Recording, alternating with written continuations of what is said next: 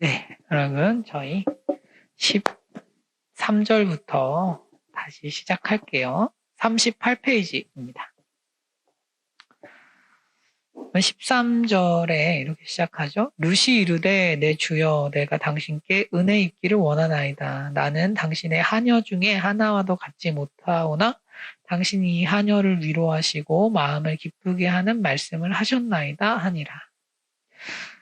루시 보아스가 야, 너 참 믿음 대단하다. 소문 다 났어. 이렇게 이야기하니까 고마운 거예요. 그래서 위로해 주셔서 감사합니다. 이렇게 말을 하는데 제 마음이 평안해진 거죠. 여러분, 이방인이고 낯선 그런 공간에서 최고의 권위자가 너 훌륭해 이렇게 이야기한 거잖아요. 그렇죠?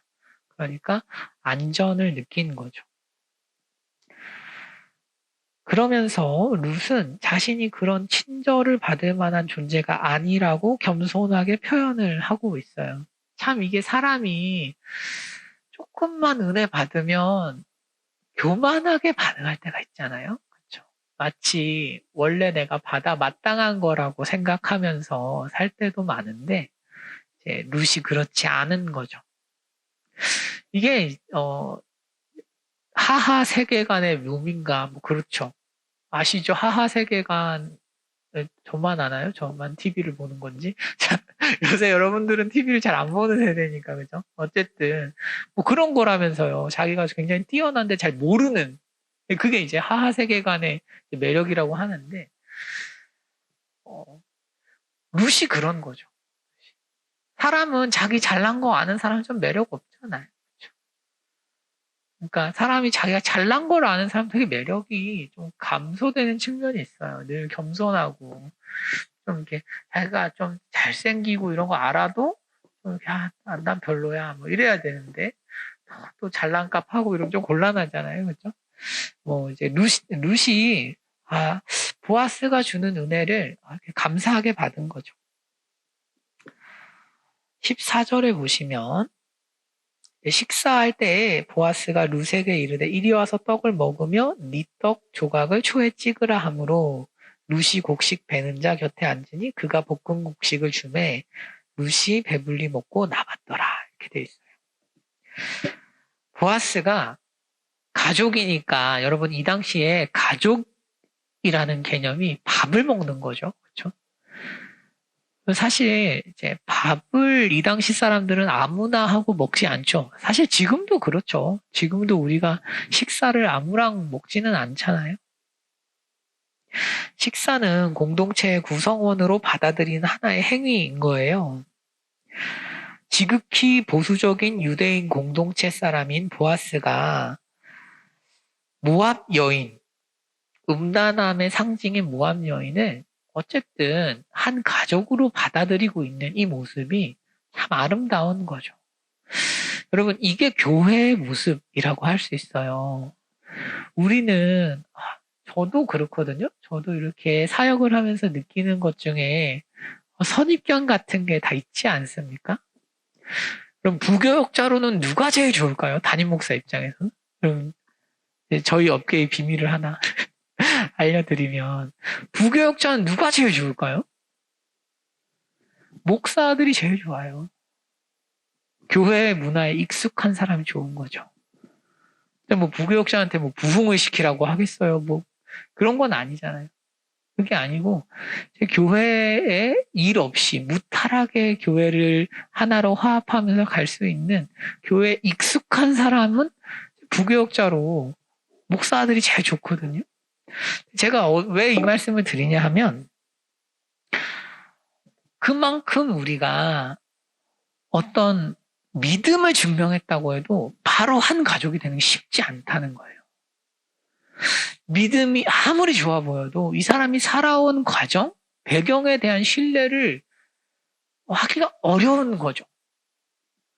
그러니까 말하자면 이제 믿지 않는 가정에서 태어난 목사를 부교역자로 부르는 게 결코 쉽지 않아요. 제가 그런 케이스거든요.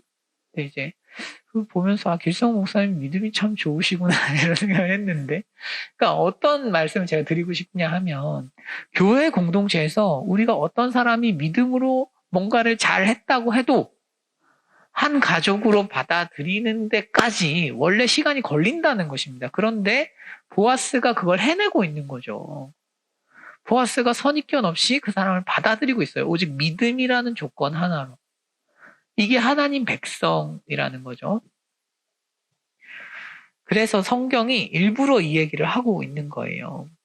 보아스는 일꾼 곁으로 다가오지 못하고 떨어져 있는 룻에게 이리 와 이렇게 말을 하는 거죠.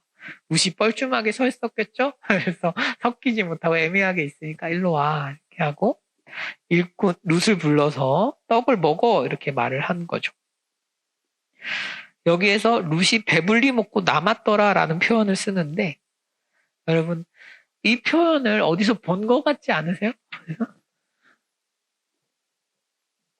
예, 룻이 배불리 먹고 남았다 이런 표현 이제 그 오병이어라든지 이런 사건에서 쓰는 거예요. 그러니까 룻의 어떤 채워짐을 잘 보여주고 있어요. 이런 거죠. 룻의 배부른 모습이 룻이 앞으로 인생이 참 좋아지겠구나 라는 어떤 신호탄 같은 그런 상징적인 모습이다라고 할 수 있어요. 보아스가 룻을 그 떡으로부터 떼어 먹는 일에 초청한 모습은 그리스도께서 우리를 성찬 공동체로 부르신 모습과 유사해요. 캐롤린 제임스가 다음처럼 이야기를 했는데요. 비록 보아스는 룻을 고용하지 않았지만 그의 행동은 강력한 복음적 장면을 창조해냈다. 이게 재밌죠. 이삭을 줍는 자가 품삯 받는 일꾼들과 나란히 앉았고 모압 여인이 이스라엘인들과 함께 식사하고 있다. 남자가 여자를 섬기고 있고 부자와 가난한 자가 함께 있다. 이방인이 내부자들에게 의해 둘러싸여 있다. 이게 우리가 지향하는 교회의 원형이라고 할 수 있어요. 그래서 참 보아스라는 사람이 예수님처럼 이렇게 사람을 품고 있는 거죠. 예수님께서 즐거워하실 것 같지 않은가? 주님의 복음이 회복되길 원하는 세상을 미리 보여주고 있지 않은가? 너희는 유대인이나 헬라인이나 종이나 자유인이나 남자나 여자나 다 그리스도 예수 안에서 하나이니라. 룻은 유대인 아니고 종이었고 여자였지만 보아스는 이런 경계선을 넘어서 룻을 포용하고 있는 거죠. 룻은 모압에서 돌아오는 길에 볼 수 없었던 하나님의 백성을 자기 백성으로 끌어안았죠. 그러니까 이제 하나님의 백성이 룻을 끌어안고 있는 것이라고 할 수 있습니다. 여러분, 우리 공동체가 참 잘 되면 좋겠어요. 여러분, 성경에서 우리가 거룩함이다 이런 표현을 쓰는데 이런 말씀 많이 들으시죠? 우리가 성전이다 이런 이야기 많이 들으시잖아요. 우리가 공동체로서 왜 서로 교제하고 같이 신앙생활 해야 될까요? 성경적으로는? 이런 거거든요. 저랑 이제 앞에 있는 정진영재님이 만났어요. 예를 들어서 대화를 하면서 제가 정진영재님께 너무 잘하고 정진영재님이 저를 너무 막 배려하고 섬겨요. 예를 들어서 그러면 그 관계에서 어떤 세상 사람들이 하지 않는 거룩한 구별이라는 게 있다는 거예요. 그 관계가 아름다우면 그걸 우리가 뭐라고 부르냐 하면 성전이 장식돼서 빛나는 것입니다. 이게. 여러분 옛날에 예루살렘 성전은 멀리서 봐도 아주 화려하고 위대한 건축물이에요. 사람들이 우리의 관계를 보고 엄청난 친밀감과 사랑과 희락과 화평을 누리는구나. 사랑하는 모습이 너무 아름답구나. 이게 교회예요. 이걸 위해서 우리가 서로 교제하는 거예요. 우리의 교제는 여러분 목적성이 분명히 있어요. 그러니까 일반적인 교제랑 달라요. 우리 목적은 더 사랑하는 거예요. 사랑은 알아야 사랑하잖아요. 모르는데 사랑을 어떻게 해. 알기 위해서 우리가 애쓰는 이유도 사랑하기 위해서인 거고, 그래서 그 공동체가 사랑으로 강력하게 연합이 될 때 막 반짝반짝 빛이 나는 거죠.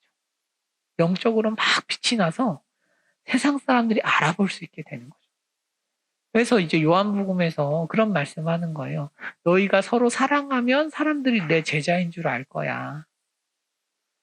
그러니까 우리가 교회에 와서 여러분들 섬김도 많이 하시고, 이렇게 성경 공부도 하고 여러 가지 하시지만, 결국 핵심은 이거 하나예요. 그래서 열심히 서로를 섬겨주고 사랑함으로써 공동체를 아름답게 만드는데, 문제는 이 공동체는 하나의 기준이 있어요.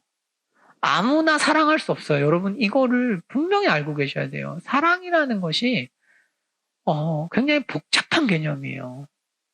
그러니까 뭐가 복잡하냐 하면 주고받는 관계가 되려면 서로의 어떤 룰이 필요한 거죠. 하나님도 우리 무조건적으로 사랑한다고 불러놓으시고 자꾸 훈련시키잖아요. 자꾸 이거 해 저거 해 이렇게 요구하시는 이유는 사랑에 적합한, 서로 사랑하려면 대등한 인격이어야 되기 때문에 그런 이야기를 하시는 거잖아요. 무슨 얘기냐 하면 현실에서 우리가 교회 안에서 깊이 사랑하려면 믿음이라는 거대한 기준이 존재하는 거예요. 그러니까 믿음이라는 것을 통해서 우리가 연합하고 사랑하고 할 수 있는 거죠. 그래서 우리가 이 믿음을 정렬하고 믿음을 가지기 위해서 애쓰는 이유가 여기에 있다라고 할 수 있어요. 자, 추수밭에서 보아스를 만난 룻은 처음으로 배불리 먹고 남았어요. 이 세 개의 동사는 이제 광야에서 예수님 덕분에 맛있게 먹고 배부른 무리들의 모습을 묘사할 때 사용됩니다. 그래서 우리가 공동체에 오신 분들이 지금 배불리 먹고 남는 은혜를 경험하고 있는가? 믿음이 있는 분들이요. 공동체를 찾아왔다고 다 되는 거 아니고요. 이거는 오해 없었으면 좋겠어요. 누구나한테 다 잘해줄 수 없어요. 이 정도로는. 그렇게는 안 돼요. 믿음이 있어야 되지. 자, 15, 16절입니다. 자, 15, 16절 역시도 매우 강조된 표현인데 한번 읽어볼게요. 룻이 이삭을 주우러 일어날 때 보아스가 자기 소년들에게 명령하여 이르되 그에게 곡식 단 사이에서 죽게 하고 책망하지 말며 또 그를 위하여 곡식 다발에서 조금씩 뽑아버려서 그에게 죽게 하고 꾸짖지 말라 하니라. 히브리어로 15, 16절이 매우 강조된 표현인데요. 보아스는 소년들에게 룻이 곡식 단 사이에서 죽게 하고 책망하지 말 것까지도 룻을 위해 곡식 다발을 조금씩 뽑아버리고 죽게 하고 꾸짖지 말 것까지도 명령을 하는 거예요. 원래 율법은 곡물을 벨 때 밭 모퉁이까지 다 베지 말며 떨어진 것 줍지 말고 남겨둬라 이 정도인데 보아스는 뭐라 그래요? 아예 죽게 하고 다발도 뽑아버리고, 그러니까 곡식을 베면서 다발에서 빼서 넘기라는 거잖아요. 그죠? 벤 걸 막 이렇게 던져주라는 거잖아요. 보아스가 큰 자비를 베풀고 있어요. 혹자는 아예 타작까지 해서 곡식을 퍼주면 되지 않을까? 이렇게 질문하지만 아까 말씀드린 것처럼 성경은 존엄이 중요해요. 인간은 노동을 해야 됩니다, 여러분. 노동을 하지 않고 받는 돈은 사람을 타락시켜요. 그래서 성경은 그런 식으로 돈 주는 거 별로 안 좋아합니다. 가난한 자와 거류민 모두 노동을 해야 되는 거죠. 그래서 제가 그런 이야기 해요. 여러분 청년들 마음에 들지 않는 직장이라도 직장을 가는 게 나을까요? 잘 모르겠습니다. 요즘. 그런데 분명한 것은 늘 일하려는 태도를 가지고는 있어야 해요. 그러니까 계속 뭔가 이제 놀아도 돼. 이런 식의 제 태도는 좋지 않아요. 그게 아니고 자기 먹을 건 자기가 벌어야 한다라는 기본적인 의식이 있는 것이 건강한 태도다. 성경적인 태도다라고 할 수 있어요. 그래서 교회에는 노는 사람 있으면 안 돼요. 노는 사람 있으면 안 돼요. 왜냐하면 놀잖아요? 그러면 두 가지 일이 일어나는데 하나는 남한테 피해를 끼칩니다. 이게 노는 사람들은 반드시 문제를 일으킵니다. 놀기만 하지 않아요, 사람은. 놀면 사명을 잃어버리고 놀기 시작하면 사람이 정신적으로 건강성을 유지하기가 굉장히 어렵습니다. 현실에서. 일이라는 게 하기 힘들어도 해야 자신의 정신을 지키는 효과가 있어요. 학생들이 공부를 안 하잖아요. 자기 전공 공부를 안 하지? 그럼 어떤 일이 생겨요? 이상한 행동을 해요. 그런 게 있어요. 사람이 늘 자기 일은 성실하게 한다는 기본적인 스피릿이 성경적인 거예요. 그래서 교회에 와서 계속 놀고 있으면 돼요, 안 돼요? 안 된다. 안 된다. 계속 공부시키고 일시키고 해야 되는 거지. 자, 그래서 보아스는 룻의 자존심을 배려하면서 자연스럽게 이삭을 많이 줄 수 있게 합니다. 자, 17절에서 19절. 룻이 밭에서 저녁까지 줍고 그 주운 것을 떠니 보리가 한 에바쯤 되는지라. 그것을 가지고 성읍에 들어가서 시어머니에게 그 주운 것을 보이고 그가 배불리 먹고 남긴 것을 내어 시어머니에게 드리네. 시어머니가 그에게 이르되 오늘 어디서 주었느냐 어디서 일을 하였느냐 너를 돌본 자에게 복이 있기를 원하노라 하니 룻이 누구에게서 일했는지를 시어머니에게 알게 하여 이르되 오늘 일하게 한 사람의 이름은 보아스니이다 하는지라. 룻은 한 에바를 가지고 집으로 돌아왔대요. 에바가 얼마냐면 21리터래. 저는 이게 참 이해하기 어렵습니다. 룻이 여러 번 아마 먹을 걸 가지고 가지러 왔다 갔다 했을 것 같아요. 한 번에 22리터 옮길 수 있겠어요? 여러분이 삼다수 이거 큰 거 2.5리터인가요? 2리터인가? 그죠? 무겁잖아요. 그거를 11개를 바로 옮기진 않았을 거고 뭐 다른 사람이 옮겨줬을 수도 있죠. 어쨌든 엄청 많이 얻은 거죠. 당시 한 사람이 하루에 1리터의 보리를 먹었다고 하는데 이 룻이 가져온 곡식은 5일에서 7일 정도 먹을 수 있는 양식이죠. 그러니까 룻이 정말 많은 양을 가지고 온 거예요. 은혜죠. 고대 바벨론에서 노동자에게 하루 1에서 2리터를 삭스로 주었다고 하니까 10배 정도 혹은 20배 정도의 이제 돈을 번 거죠. 그러니까 룻이 일용직으로 가서 하루 일했는데 한 200만 원 이렇게 벌어오는 느낌이랄까요? 그렇죠? 나오미가 얼마나 놀랐겠습니까? 그렇죠? 이게 무슨 일이야? 어디서 이삭을 줘서 야, 그 노다지가 어디 있는 거니? 이거 완전 대박이다. 이런 거죠. 어디서 일을 한 거냐? 그 밭 나도 가겠어. 나도 가고 싶어. 나오미가 어디서를 물었는데 룻이 뭐라 그래요? 누구와로 대답하는 거죠. 보아스예요. 그러니까 여러분, 이게 성경이 가르치는 대원칙이죠. 그러니까 어디서가 중요해요? 누구와가 중요해요? 그래서 누구와가 훨씬 중요하다. 그러니까 여러분들 직장을 골라야 하실 때가 있잖아요. 그죠? 진로.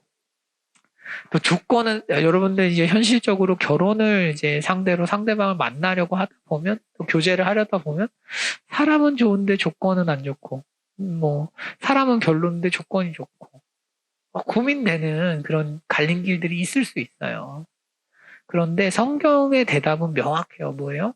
사람을 택하는 것. 네, 사람을 택하는 것. 그게 행복한 거죠. 물론 여러분 사람을 택해도 가난하게 살 수 있어요. 그런데 행복하게 살 수 있어요. 그러니까 조금 달라요. 그리고 사람이 좋으면 가난에 계속 머물러 있지도 않아요. 일반적으로. 가난을 극복하는 은혜를 또 주시기 때문에. 그런데 사람의 인격을 신뢰할 수 없으면 금방 망해요. 여러분들 생각보다 사람 망하는 게 금방이에요. 아시죠? 아시죠? 돈이 많으면 오히려 금방 망해요. 왜? 큰 돈을 굴리니까. 큰 돈 가지고 계신 분들은 돈을 어디 써야 되는지를 너무 잘 알거든요. 이게. 여러분 돈을 벌수록 남주기가 힘들어요. 돈이 많을수록 남주기가 힘든 이유는 돈을 가지고 어디에 쓰면 돈 벌지가 너무 잘 보여요. 그리고 여러분 벤츠 끌면서 김밥 천국 갈 수 있어요? 저는 갈 것 같아요. 그렇지만 일반적으로 안 가요. 스테이크 먹으러 가죠. 그러니까 소비의 그 기준이 훨씬 높아지기 때문에 돈을 벌수록 돈 남주기가 어렵습니다. 그리고 투자하는 금액도 커지죠. 그래서 지금처럼 금리가 확 올라가잖아요? 그러면 돈 없는 사람은 별 걱정이 없어요. 돈 있는 사람이 가난해지죠. 아이러니하죠. 여러분들 생각보다 사람은 금방 망해요. 조건이라는 건 금방 사라져요. 우리 생각이랑 달라요. 그래서 어디를 가셔도 이 부분이 굉장히 중요하다는 거죠. 그러니까 여러분들 직장을 구하실 때도 좋은 사람들이 있는 곳에 보내달라고. 왜냐하면 그런 조직은 좋은 물건을 만들어내요. 나쁜 사람들이 모여있으면 일도 나쁘게 돼요. 모든 관계의 총합이 원래 그 회사의 아웃풋으로 나오는 거예요. 그렇기 때문에 우리가 좋은 사람이냐 아니냐에 좋은 사람이 많이 몰려있는 곳에 늘 보내달라고 기도하는 게 굉장히 중요하죠. 그래서 저도 이번에 사역지 옮기면서 여기에는 노성진 목사님이 계셔서 또 제가 아는 분들이 계셨어요. 홍태기 목사님도 계시고 백두산 목사님도 계시고 또 성충만 목사님도 한번 대화해봤었고 뭐 이러니까 거진 아는 거예요. 오기 전에 길성훈 목사님 뵙고 김문진 목사님 뵙고 사실상 거의 다 뵙거든요. 그래서 제가 대화를 다 해보면서 좋은 분들이구나. 그게 굉장히 컸던 것 같아요. 이 사람들하고 사역하면 좋겠다. 자, 히브리어를 직역하면 룻은 오늘 나와 함께 일한 사람은 보았습니다. 이렇게 말한 거예요, 정말. 그러니까 오늘 나와 함께 일한 사람은 점점점점 이렇게 해서 침묵으로 나오미의 관심을 끈 다음에 보았어요 이렇게 얘기한 좀 장난기가 있죠, 룻이. 수수께끼를 해설하는 식으로 얼마나 룻이 좋았으면 그랬겠어요. 그렇죠. 굉장히 기쁠 때만 나타나는 어떤 태도 아닙니까? 그렇죠. 그다음에 20절이에요. 나오미가 자기 며느리에게 이르되 그가 여호와로부터 복받기를 원하노라. 그가 살아있는 자와 죽은 자에게 은혜 베풀기를 그치지 아니하도다 하고 나오미가 또 그에게 이르되 그 사람은 우리와 가까우니 우리 기업을 물을 자 중에 하나이니라 하니라. 모압 여인 룻이 이르되 그가 내게 또 이르기를 내 추수를 다 마치기까지 너는 내 소년들에게 가까이 있으라 하더이다 하니 나오미가 며느리 룻에게 이르되 내 딸아 너는 그의 소녀들과 함께 나가고 다른 밭에서 사람을 만나지 아니하는 것이 좋으니라 하는지라. 이에 룻이 보아스의 소녀들에게 가까이 있어서 보리추수와 밀추수를 마치기까지 이삭을 주우며 그의 시어머니와 함께 거주하니라. 나오미가 이제 보아스를 축복해요. 복 받으면 좋겠다. 그다음에 보아스가 고엘이에요. 고엘. 기업 물을 자로 번역을 한 게 고엘인데 고엘은 이제 가알이라는 분사에서 나온 단어입니다. 이제 가알이 뭐냐면 한 사람을 모든 환란에서 건져내다라는 의미예요. 그러니까 여러분 우리가 하나님의 자녀로서 하나님이 우리에게 기대하는 역할이 가알 고엘이에요. 우리 옆에 환란에 처한 사람을 도와주는 역할, 구원자 역할을 하라는 거죠. 여러분 사람은 이야기를 먹고 사는 동물이에요. 좋은 이야기를 많이 들으면 좋은 사람이 되고요. 나쁜 이야기를 많이 들으면 나쁜 사람이 됩니다. 되게 단순한데 하나님께서 우리에게 복음의 이야기를 들려주시는 이유는 우리로 하여금 그렇게 구원하는 인생을 살라는 거죠. 여러분 우리가 드라마 여러분들 보세요? 드라마 보시면 드라마는 반드시 구원자 개념이 있어요. 구원자가 없는 드라마는 존재하지 않아요. 흥행이 안 되거나. 그러니까 무조건 구원자가 있어야 돼요. 인간은 그 이야기를 보편적으로 받아들이고 구원자가 있는 이야기를 행복해해요. 왜 그럴까요? 사람은 누군가의 구원자가 되고 싶은 열망이 굉장히 커요. 그리고 구원받고 싶은 열망도 크고요. 하나님께서는 이 두 가지를 다 하기를 원하시는 거죠. 우리 인생이 누군가에게는 어떤 구원의 소식처럼 다가가는 것이어야 하고 누군가에게는 구원 은혜를 받아야 되는 건데 우리가 구원자로서 살아가다 보면 결국 전할 게 복음밖에 없다는 걸 알게 되고 그래서 우리가 전도하게 되는 거기도 하죠. 자, 보아스는 나오미와 루시 처한 악에서 그들을 건져서 하나님을 섬기게 하는 그런 자발적 의무를 행사할 수 있는 고엘입니다. 여러분, 가난에 대해서 여러분들 어떻게 생각하세요? 가난은 좋은 건가요? 심령이 가난한 자는 복이 있으니까 누가복음에서는 가난한 자는 복이 있다 그러죠. 여러분, 먼저 성경은 절대 가난을 긍정하지 않아요. 가난이 하나님을 만나는 통로로 작용할 때 복이 있다는 거지 가난 자체는 여러분 나쁜 것입니다. 그것은 분명히 하고 가야 돼요. 가난한 사람들을 비난하거나 그러라는 것도 전혀 아니고요. 그런 게 전혀 아니고 가난은 극복해야 되는 어떤 악이에요. 이 부분을 사람들은 너무 감성적으로 막 얘기를 해요. 가난해도 괜찮아. 가난해도 괜찮아. 여러분, 유교는 가난해도 괜찮아요. 유교 사상이나 불교 사상은 가난해도 괜찮아요. 무소유잖아. 어차피 가진 것에서 열심히 하면 되죠. 산업공상 아닙니까? 그죠? 그러니까 가난해도 괜찮아. 마치 그게 되게 좋은 것처럼. 하지만 기독교 문명이 보여주는 건 뭐예요? 가난을 극복합니다. 기독교가 어디에 전파되든지 간에 가난이 극복되고 여건이 신장되고 지식의 수준이 높아져요. 여러분, 하나님은 가난을 좋아하지 않으세요.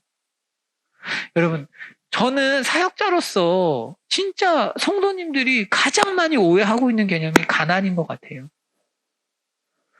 제가 전에 교회에서 사역할 때 파트로 있을 때 100만 원을 받았고 준전임으로 있을 때 150만 원을 받았어요. 제가 가정이 있는데 제가 교회가 어렵기 때문에 한 명을 더 쓰고 제 사례를 덜 갖고 이런 식으로 해서라도 교회를 빌드업하기 원했어요. 그런데 제가 어떤 말씀을 드리고 싶냐 하면 가난하지만 괜찮은 척하는 건 되게 쉬워요. 나 가난 견디면서 사역해. 되게 있어 보여요. 그런데 여러분 그런 게 중요한 게 아니에요. 그러면 성도들이 저 따라서 다 가난하게 살아야 돼요? 아니란 말이에요. 그게 아니고 갈수록 삶이 좋아져야죠. 여러분 가난은 우리가 그거를 극복하기 되게 애를 써라 이런 개념이라기보다는 가난에 대해서 우리가 긍정할 필요 없다는 거예요. 사람은 가난을 견디면서 마치 안빈낙도 하고 그 가난을 견디는 게 되게 멋있어 보이고 그렇게 되게 쉬워요. 그거는 밖에 나가서 돈 버는 게 어려워요. 선비처럼 앉아가지고 나 돈 안 벌고 앉아서 책이나 읽고 하면 가난을 견디네? 그런 거는 쉬워요. 여러분 우리가 그래서 하나님 앞에서 성실하게 일하고 하나님 잘 섬기고 하는 게 중요하죠. 그래서 오늘날 교회 지체들은 서로에게 고엘이 되어 주어야 합니다. 그래서 우리가 주위 지체들이 처한 경제적, 사회적 고통에 민감하게 반응하면 좋겠습니다. 이제 여러분들 학생이셔가지고 그렇게까지 민감할 필요 없다. 그렇지만 언젠가 힘을 얻게 되면 민감하게 옆에 사람들 누가 힘든 거 없나 이렇게 볼 필요가 있죠. 룻은 흥분한 나오미에게 추수 때까지 그의 소년들 뒤에서 이삭을 줄 권리를 받았다고 설명하고 있어요. 소년들 뒤에서 이삭을 주면 돼요. 이러니까 나오미가 소년들과 있지 말고 소녀들과 있어. 이렇게. 그러니까 나오미가 눈치가 빠르죠. 나오미는 이거 잘하면 보아스랑 되겠는데? 이런 느낌을 받은 것 같아요. 그러니까 소년들하고 엮이지 마, 이 얘기죠. 소년들하고 엮이지 말고. 룻은 이제 나오미의 말대로 순종을 했어요. 소녀들과 가까이 있으면서 이삭을 주었습니다. 보리추수의 시작에서 밀추수 끝까지는 7주 정도 걸렸어요. 여러분, 이 마지막 절을 깊이 묵상해 보시면 좋겠어요. 왜 그러냐 하면 보리추수에서 밀추수 끝날 때까지 7주가 걸리는데 룻이 나가자마자 보아스를 만났단 말이에요. 그러면 우리는 일반적으로 이 이야기가 빨리 진행될 거라고 기대하게 돼요. 이틀, 3일, 몇 주 후에 잘 되지 않을까. 그런데 성경은 아무 일도 없었다. 라고 이야기를 하는 거예요. 이게 왜 중요하냐 하면 여러분, 우리가 하나님 약속이 이루어지는 가운데에서 우리 상상을 넘어서 인내하는 시간이 길어요. 그러니까 하나님께서 마치 관심이 없는 것처럼 우리를 내버려 두신다니까요. 그리고 시간을 보내게 하세요. 그러니까 우리 생각보다 더 길어요. 제가 하나님과 동행하면서 제 나름대로의 팁이 있어요. 뭐냐면 이게 진짜 못 견디겠다 하면 그때부터 견뎌야 돼요. 아시겠죠? 이제 못 견디겠어. 난 못해. 그러면 그때부터 카운트해야 돼요. 그러니까 최대한 견디세요. 최대한 견디다가 보면 진짜 못하겠어요 하면 거의 다 온 거예요. 그 타이밍을 넘어가야 돼요. 물론 은혜로 넘어가지만 우리가 그 하나님의 그 시간표라는 게 왜 그런 거 있잖아요. 저 진짜 못하겠어요. 부담스러워요. 이런 것들이 있는데 그런 것들을 도전하고 하여튼 견디고 하면서 하나님께서 우리가 정말 힘든 그 타이밍에 몰아넣으신 다음에 일을 안 하시는 것 같은데 놀랍게 딱 그 타이밍이 있어요. 그러니까 여러분들이 나 못해요. 이제 그런 거 있잖아요. 나 이제 섬김 그만할 거야. 나 못하겠어. 그때부터 한 1년 더 해야 돼. 그때부터 1년 더 하면 뭐가 돼요. 나 안 해. 나 힘들어서 못하겠어. 그러면 그때부터 해야 돼요. 그때부터. 왜? 그게 진짜 어떤 사람의 균형점을 넘어가고 있는 거거든요. 이게 굉장히 중요한 개념인데 이런 거예요. 여러분들 신앙생활을 모두 다 어떤 균형이라는 개념에서 하고 계신 거예요, 지금. 기도도 여러분, 금요 예배 오시는 분들, 또 금요 예배 안 오시는 분들, 매일 기도하는 분들, 기도 안 하는 분들, 뭐 여러 가지 있지만, 나름대로는 모두가 최선을 다해서 신앙생활 하는 겁니다, 그게. 우리가 볼 때는 별로 안 하는 것 같은 분들은 되게 관심이 없는 것 같지만 꼭 그렇지는 않아요. 그분들 입장에서는 정말 최선을 다해서 하고 있는 거예요. 나름대로. 한정된 관심과 자원을 가지고. 제가 어떤 말씀을 드리고 싶냐 하면 이 균형점을 깨는 게 인내예요. 그러니까 우리가 힘들다는 게 뭐냐 하면 뭔가 내가 가지고 있던 어떤 균형점을 벗어나고 있다는 거거든요. 그러니까 누리는 균형이라는 게 평안한 상태죠. 평안한 상태를 깨고 있는 거예요, 하나님께서. 그때 깨는데 시간이 걸리니까요. 그래서 하나님의 일에는 시간이 걸린다. 정리할 수 있겠습니다. 독자는 보아스가 소개되고 고엘이다라는 정보를 받을 때 이제 속전속결로 되지 않을까? 이렇게 됐는데 하지만 추수가 모두 끝날 때까지 둘 사이에 아무 일도 없어요. 보아스가 아무것도 안 해요. 그러니까 우리 생각보다 기다림이 길다. 이제 추수가 끝났고 룻과 보아스가 만날 기회는 사라지고 그들은 다시 집에 갇혔습니다. 비록 룻이 보아스의 환대를 받기는 했지만 여러분 22리터를 7주 동안 받으면 룻의 인생의 문제가 해결됩니까? 그건 아니잖아요. 여전히 가난하고 여전히 어떤 폭력의 위험이나 이런 것들이 있지 않아요. 그죠? 여전히 이방인이고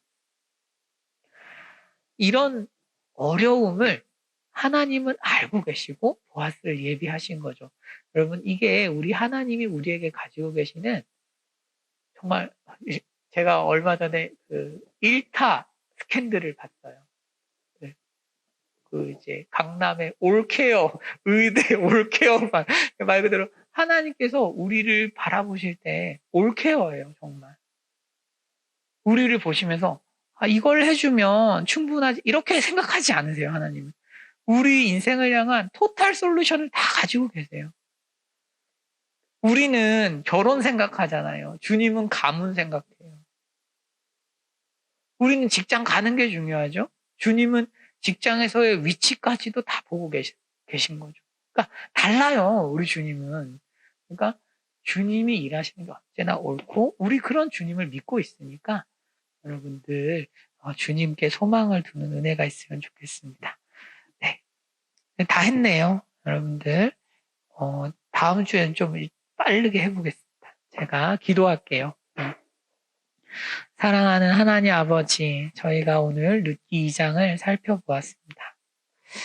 보아스가 룻을 향해 뻗치는 그 은혜가 결코 그저 주어진 것이 아니라 룻이 시어머니 나오미를 따랐기 때문에 하나님께서 주신 은혜임을 기억합니다. 아버지, 우리 귀한 청년들이 한 사람 한 사람 서로를 살피고 도와주고 은혜를 서로 나눔으로써 정말 룻과 보아스와 같은 아름다운 관계들이 많아지게 하시고 그 안에서 주님 주시는 복을 충만하게 누리고 하나님의 좋으심을 맛보아 아는 그런 사람들 되게 하여 주시옵소서. 예수님 이름으로 기도드렸습니다. 아멘. 네, 그래요. 저희 이제 끝났는데 한 15분 정도 간단히 나눔하고 마무리하면 좋겠어요. 그래서 제 기준으로 이렇게 나누면 될 것 같아요. 이렇게 잘라가지고 이렇게 5, 이쪽 5, 저쪽 5 이렇게 나누면 될 것 같은데요. 그래서 여러분들 간단히 오늘 배우시면서 인상적이었던 것들 기억하고 싶은 내용들 나눠주시고 서로 통성명 하시고 이때 아니면 또 대화하실 기회가 없으신 분도 계시니까요. 간단히 대화하면 좋겠습니다. 마치겠습니다. 네.